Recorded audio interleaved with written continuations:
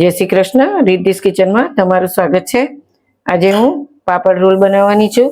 એ નાના બાળકોને ખૂબ પ્રિય હોય છે. તમે મેરેજમાં ગયા હોય તો મેરેજમાં પણ આ મેનુમાં પાપડ રોલ હોય છે. એના માટે મેં 2-3 બટાકા બાફી અને છીણી લીધા છે અને એની અંદર નાખવા માટે આ રૂટિંગ મસાલા છે, 1 લીલું મરચું છે અને કોથમીર છે. હવે આપણે એની અંદર આ 1 ચમચી જેટલી કોથમીર છે સમારેલી, એ નાખીશું. આ એક નંગ લીલું મરચું છે એ નાખીશું. ફરી એની અંદર અડધા લીંબુનો રસ છે 1 ચમચી જેટલો, એ નાખીશું. એની અંદર હવે આપણે મસાલા કરીશું. એમાં જરૂર મુજબ લાલ મરચું પાવડર નાખીશું,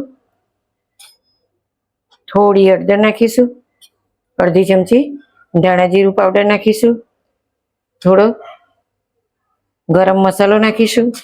હવે એમાં આપણે સ્વાદ વધારવા માટે મીઠું નાખીશું. મીઠું આપણે સ્વાદ પ્રમાણે નાખીશું અને એથી પણ વધારે ટેસ્ટ આવે એના માટે નાના બાળકોનો એવો પ્રિય આ ચાટ મસાલો છે, એ આપણે અંદર નાખીશું. હવે આપણે આ ચમચીની મદદથી આ રીતે બધો મસાલો મિક્સ કરી દઈશું.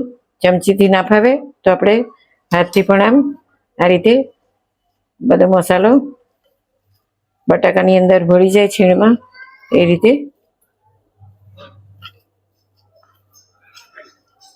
આ રીતે મિક્સ કરી દઈશું.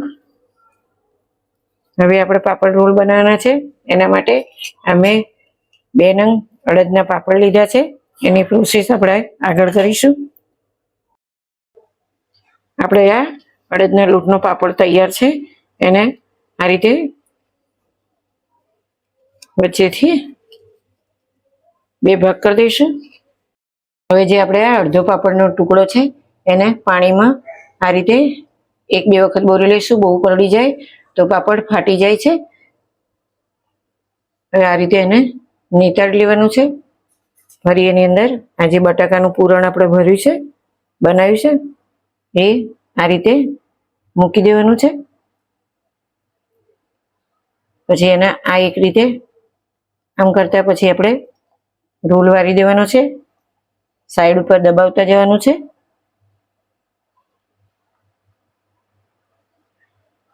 અડદનો લોટ ચીકણો હોય છે એટલે જલ્દી એનો રોલ વળી જાય છે.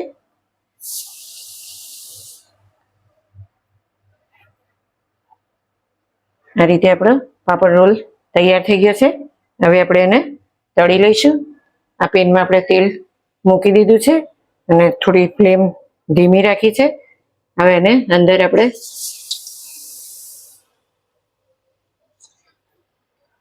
આને તરત બહુ વાર લાગતી નથી. આપણે બટાકાનું પૂરણ પણ અંદર બાફેલું છે એટલે એને કોઈ ચડાવવાની જરૂર નથી.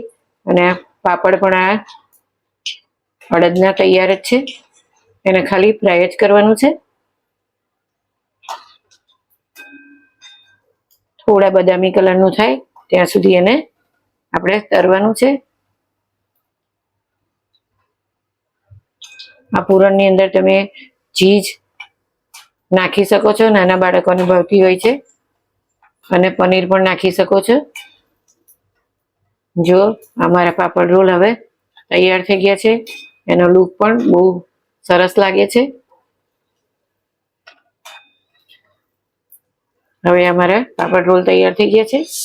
આપણે એને એક કાઢી લઈશું. હવે આપણા પાપડ રોલ બનીને તૈયાર થઈ ગયા છે. તમારા બાળકોને લંચ બોક્સમાં પણ તમે ભરી શકો છો. કોઈ આપણા ઘરે ગેસ્ટ આવ્યા હોય તો પણ એની થાળીમાં તમે આ પાપડ રોલ પીરસી શકો છો. તમને મારી આ રેસીપી ગમી હોય તો લાઈક કરજો, શેર કરજો અને સબસ્ક્રાઈબ કરજો.